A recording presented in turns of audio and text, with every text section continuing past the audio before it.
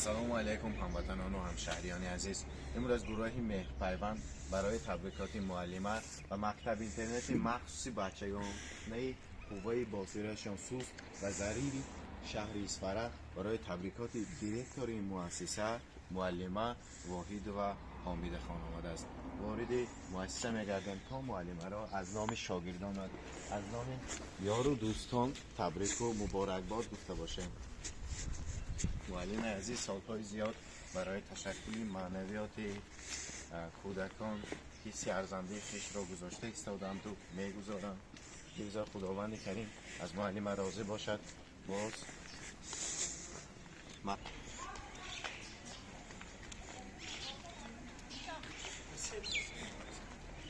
السلام علیکم معلم نازل شما درست می سلامتی هم خدا بشکن رحمت.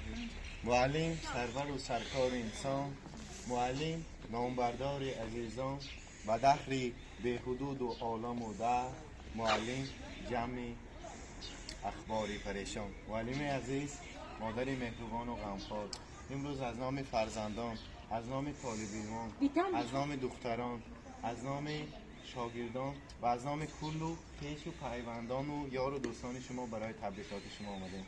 معلم عزیز، اگر برای سبز کردن طبیعت، برای قبای طبیعت آفتاب و ماهتاب لازم باشد، برای تشکل معنویات انسان آموزگار لازم است.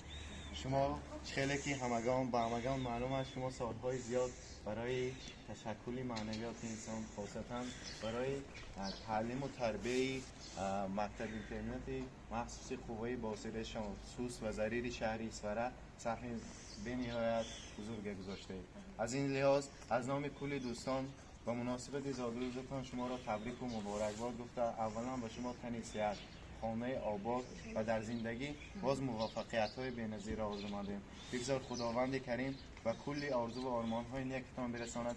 بگذار باز مرتبه و مرام شما باز زیاد گردد. زادروزتان مبارک باشد، سلامت باشید، سربلند باشید. من معلمان با تبریک میکنم. به معامل رحمان تبریک کنید. معلمه عزیز و مهربان، مادری مشفق و غمخوار، ما از نام خود و از نام اهل کلکتیو مکتب شما را به روز زادروز، روز مبارک شما تبریک و مبارکباد میگویم و برایتان خوشی های زندگی، بهترین های در عالم را برایتان خواهانم. همیشه صحت و سلامت و در سر فرزندان زنده و جاویدان بمانید. سلامت باشید. یک بار دیگر تبریک، سلامت باشید. و همین موضوع میخوام شما قبول که تبریک میکنم. زادروز خجستت مبارک بادا، خرسندی و شادی تو افزون بادا. هر روز و شب از خدا چنین میطلبم، هر درد و غم از تن تو بیرون بادا. معلمه عزیز، مادر مهربان، من نیز از نام خودم و از نام همکاران شما را با روز میلادتان تبریک و تهنیت گفته برایتان اول تن صحتی، خانه آبادی در زندگی امروزه و آینده تان موفقیت های زیاد را خواهانم. همیشه صحت سلامت همراه ما جاویدان بمانید. سلام علیکم. رحمت سلام زادروز مبارک باشد.